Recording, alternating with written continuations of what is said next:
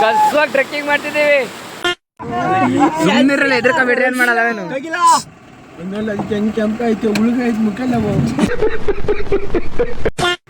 ಬಾಳೆ ಒಂದೇ ಒಂದ್ ಕಿತ್ಕೊಂಡ್ ತಿಂದೈತ್ಲವು ಪಾಪ ಅಲ್ಲವು. ಲೇ ನಂಬಿಕೆ ದ್ರೋಹ. ಟ್ರೆಕ್ಕಿಂಗ್ ಕಲ್ಸೋಗೈತಿ. Chill guys.